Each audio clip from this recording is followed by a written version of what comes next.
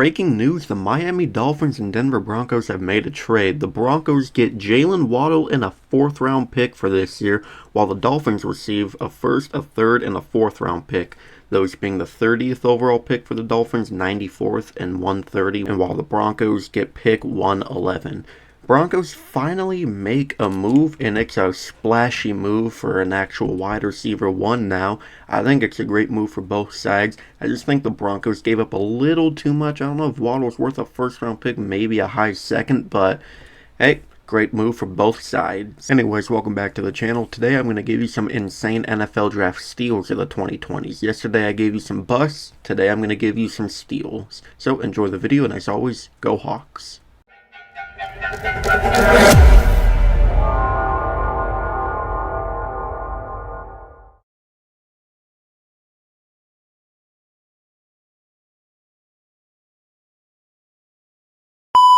Kicking this list off at number 5, and please let me explain myself for this one. We got Vikings wide receiver Justin Jefferson. I know he was a 1st round pick in 2020, but he was the 5th receiver taken off the board. He was the 20th pick, 5th receiver taken off the board, and he's been the best receiver of the 2020s, without a doubt. He's one of the most consistent wide receivers in the NFL. He might go down as one of the greatest wide receivers we've ever seen if Kyler Murray can just actually get him the football, unlike J.J. McCarthy last year. But, I think Justin Jefferson is literally just this generation's Randy Moss. He resembles his game after Randy Moss. To me, he literally is just reincarnated Randy Moss. I'm not saying they're literally the most identical people ever. I just think the play style he has is after Randy Moss. And he is just one of the best leaders you could have on a football team. One of the most genuine guys on a football team. Just overall, one of the best people, one of the best teammates you could ever have. Coming in at number 4, we got another wide receiver, this one being Texans wide receiver Nico Collins. He was a 3rd round pick in 2021. And he, before Stroud came in, he was just a sub 500 yard receiver every season. But the second Stroud came in, that is when the explosion of Nico Collins occurred. He was hitting 1,000 yards. He's had 3 straight years of over 1,000 yards. He's actually scoring more than 2 touchdowns in a season. And he's just like a 6'4", 215-pound brick house wide receiver. Comparing his strong hands with his elite speed, you can't beat that. He's one of the best tight coverage wide receivers in the NFL. He's a true alpha number 1 wide receiver, a phenomenal wide receiver one to have on your football team. And once Davis Mills got demoted to quarterback 2 when rookie Stroud came in, that is when the explosion of Nico Collins occurred, and he's been doing it ever since. Coming in at number 3, it's another receiver. There's 4 receivers on this list. I'm sorry. But we got Lions wide receiver Amon-Ra St. Brown, 4th round pick 112 overall in 2021, the same class as Nico Collins.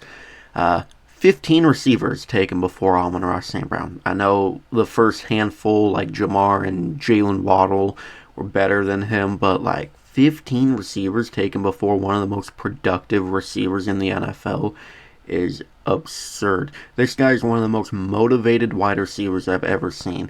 I mean, when the receiver show came out, every time they panned to St. Brown before a game, he was reading that list of receivers taken before him. That's dedication. That is motivational. One of the most productive receivers in the NFL. One of the most clutch 3rd and 4th down receivers. One of the best red zone receivers.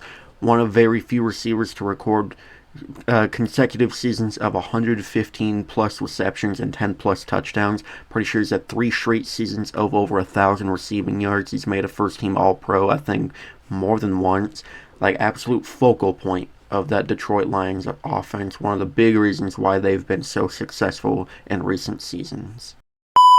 Coming in at number 2, it's not a receiver this time. It is 49ers quarterback Brock Purdy, Mr. Irrelevant of the 2022 draft class. We all know his story. I mean, absolute steal for the 49ers. Whether you love him, whether you hate him, I dislike him because he's a 49er. But you can't tell me that, his story isn't one of the best in the NFL. Being literally Mr. Irrelevant, third string quarterback for the 2022 season, not knowing if you're even going to sniff the field or not beyond preseason.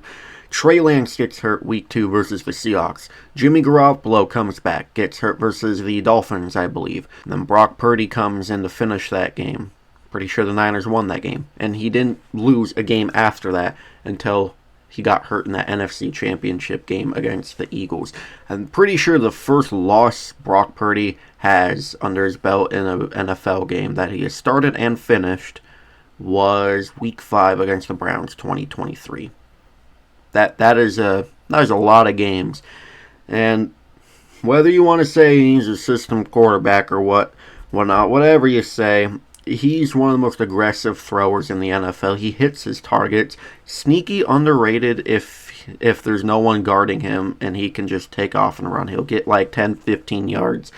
But yeah, Brock Purdy, one of the biggest steals of the 2020s. And coming in at number 1 for my biggest NFL draft steal of the 2020s, we got none other than Los Angeles Rams wide receiver Puka Nacua.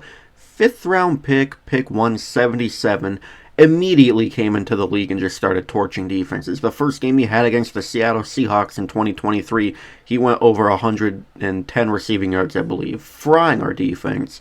Being a fantasy god as well, breaking so many rookie records. And then his next season, 2024, he missed like almost half the season and still almost got 1,000 yards.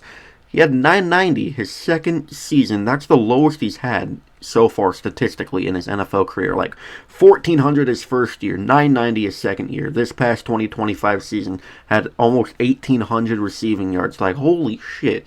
Definition of productive. But I know this doesn't count towards him being a stealer or anything, but he is quickly becoming one of the most unlikable douchebags in the NFL. But like I said, that does not take away as how much of an absolute steel gem, diamond in the rough, needle in the haystack this receiver is for the Rams. Well, anyways, thank you guys so much for watching. If you enjoyed, please like, comment, and subscribe, and turn the notification bell on so you'll never miss an upload. I will see you in the next video. Go Hawks!